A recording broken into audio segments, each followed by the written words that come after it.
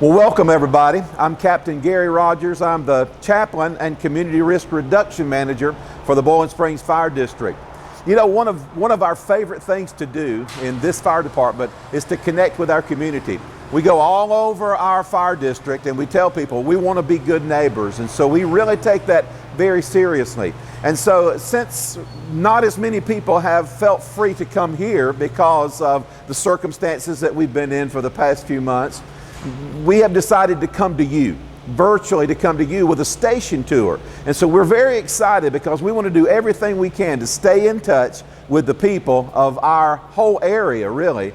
And so I hope that today you'll take a few minutes to enjoy a virtual station tour of Station 11, which is the headquarters station of the Boiling Springs Fire District. Thank you for joining us today. Hi, my name is John Gilstrap with the Boiling Springs Fire District. Here we are today at Station 11, right here on Pelham Road. This is our headquarters station. This is where a lot of our operations take place. I'm the engine company lieutenant here at Station 11. We have an engine company and a battalion that run out of here. It's a little SUV. If you've ever seen the fire SUV, that's what a battalion is. Since COVID has come around, we've been doing things a little bit differently, and as you can see, we're going to do a virtual station tour today. We're going to show you around the station in all aspects, where the guys sleep, where they eat, and where they play. Right here, we're going to go ahead and start where they play. The guys can come in here. This is called the day room, after hours, usually after supper, just like if you were to finish your homework and then go sit on the couch in your living room. This is our living room. We watch TV, we can have laughs, we have chairs, comfortable chairs we can sit in and kind of relax from the day, as most people do when they're at home, because this is where we live for at least 2 days a week. Now we're going to go into the training room and we're going to start the rest of the tour there. All right, everybody, we've made it to our training room. As you can see, there's lots of tables and lots of chairs here. This is where classes are conducted and training is conducted on a daily basis. Daily basis wise, we come back here and we talk about what we're going to do for training that day, and then we usually go to the engine room and train on our physical skills, well, you'll see later.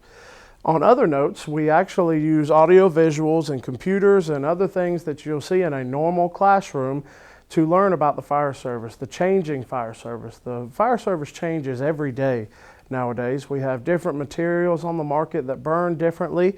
The way houses are built, sometimes they're different from what they used to be.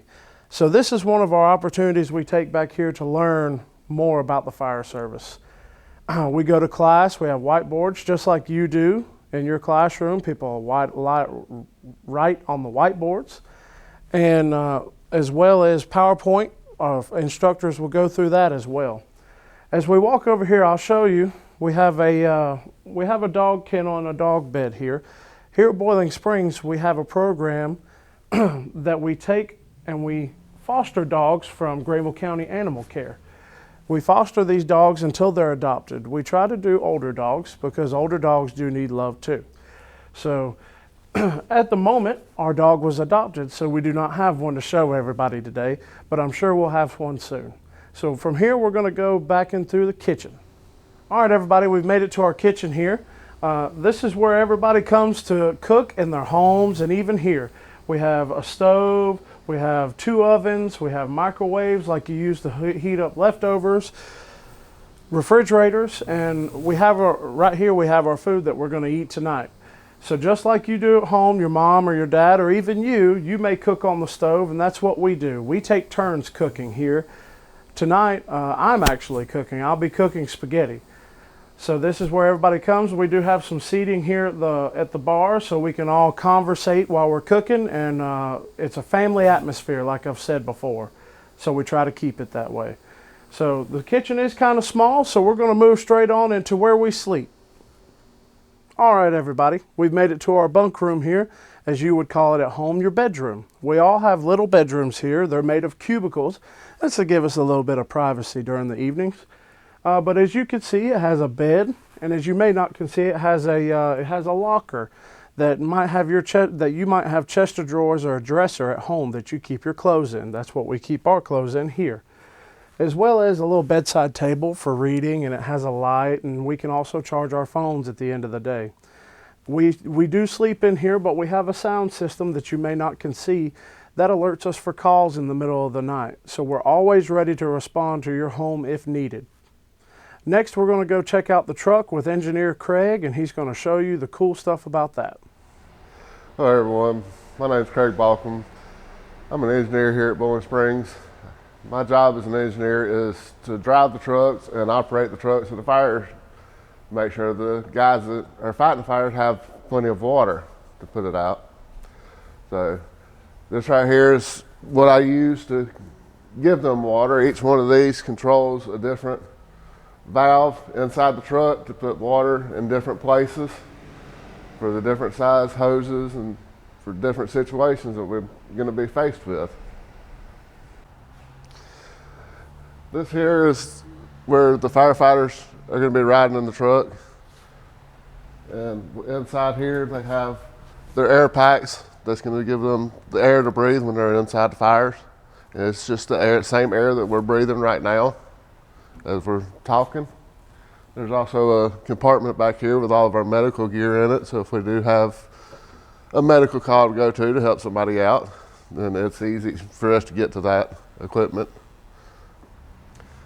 Here's where I'm sitting when I'm driving the truck, and within arm's reach of where I'm sitting, I have all the controls for the lights and most everything else on the truck from right here inside the cab.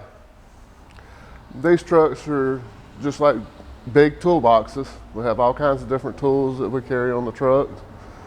And some of the tools that we do carry are the jaws of life here that we'd have to use at car wrecks. If we have to cut a car open to get somebody out of it, then they're stuck in there. Even when we're in the station, we try to keep ourselves safe from different things. And sometimes we have to run the trucks inside the station. So when we do that, to help keep us safe, we have these big hoses connected to the exhaust of the truck to take the exhaust out of the building, so we're not having to breathe it in and getting sick or anything from it. All right. Here at the back of the truck, we have all different size hoses that we carry for different things. For fighting the fire, and then also for getting the water to the truck from the fire hydrant. And as you can see, I can't really reach up there to get the hose myself.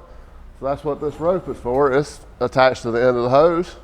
So when needed, just grab the hose out of this rope and pull it off. Makes it a whole lot easier to get the hose off. And there's sometimes we get to a house or a building that we can't get into. It's locked or something like that. In that case, that's where the tools in here come in handy. We can get into just about anything we need to using the tools that are inside of this compartment. Our axes, and we have other tools on the back side here that will help us with that. And then in these drawers, we have all kinds of different connectors for different size hoses, different type of connectors for any kind of hose connections that we need to make out on the fire scene. Hey everybody, I'm Elliot Paget. I'm a firefighter here at Station 11, Bowling Springs Fire District. Today, I'm going to show you how we put on our turnout gear when we go to alarms or fires. Okay everybody, what we're going to do now is Elliot's going to put on his gear. When Elliot starts to put on his gear for a call, he's going to have to do it in 1 minute, but we're going to do it slowly to show you guys how this works. First, he's going to put on this little cloth piece called a flash hood. This flash hood protects our neck and the back of our head in case any hot embers or anything was to fall in behind our coat.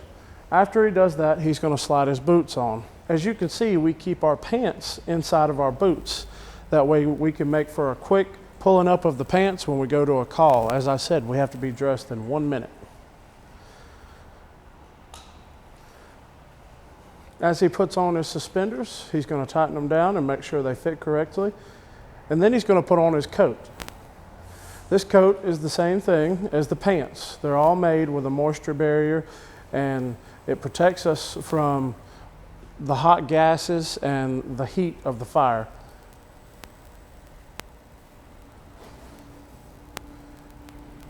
Now Mr. Elliott's going to put on his mask. This mask protects our face and it allows us to breathe normal air that you will see come out of the air pack that's laying on the ground. Mr. Elliott's going to don his mask and then we're going to walk through the air pack as well. As you can see, he has to fit it to his face, and that's to make sure to get a good seal so we don't have any heat or smoke gases come through the seal of the mask and we're breathing clean air. He pulls the flash hood up over his head to protect his head, and now he's going to put on his air pack. This air pack goes 45 minutes. It has 45 minutes worth of air in it. Typically, we don't work that long, as when you're exerting yourself on a fire scene, because fighting a fire is hard work. He's going to tighten the straps to himself. And as you can see, he's being meticulous on how he puts it on. He does everything step by step. We train on this constantly. All right, after he does that, he's going to turn on his air pack and you're going to hear a bell. That's to let us know that the air is moving through the system. Now Mr. Elliott's going to put on his helmet. This helmet's to protect us from stuff falling inside the structure. And also, if he turns to the side, you'll be able to see his brim. And that brim is to allow water to shed off the back of the helmet as it may be raining down on us. After he does that, he's going to hook into his SCBA. This is what gives us clean air. This air pack, this is just like air you and I are breathing. This is not oxygen. You'll be able to hear a little sound as he breathes in. That's pushing air into the mask while he's breathing in. And lastly, he's going to put on his gloves, and that's going to complete our ensemble to fight a structure fire. Now, as you can see, Mr. Elliott is all dressed up, but he is the same Elliott that he was before. If you're like this, if you see a firefighter like this is their normal, what they would wear into a house fire. So you don't want to hide from them. You don't want to be scared. This is the same Mr. Elliott as there was before. He may have a tool or he may have something in his hand and he may be calling out for you, but you always want to go to him. This guy is safe. So as we showed you in slow motion, what we would say slow motion, now Mr. Elliott's going to put on his gear just like we were dressing for a fire. He's going to go very fast, but he's going to do it methodically as we do this all the time. When we put our gear on, we have to be methodical because if you do it in the same way every time, you ensure that you're protecting yourself like you should.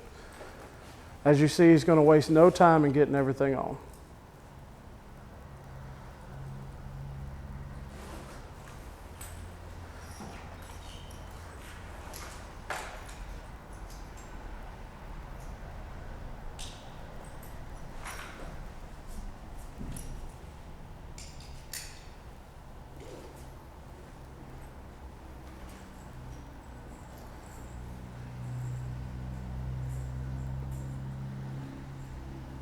And as he puts on his mask, we remember that, like we said before, it's still Mr. Elliott underneath the mask. We don't want to be scared of him, even though he may look a little scary.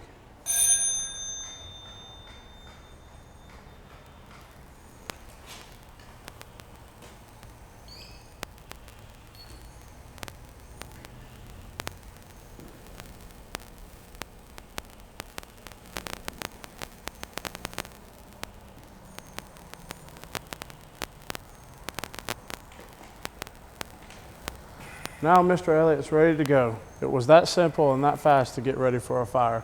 This is how we can better serve you and the citizens of Bowling Springs Fire District.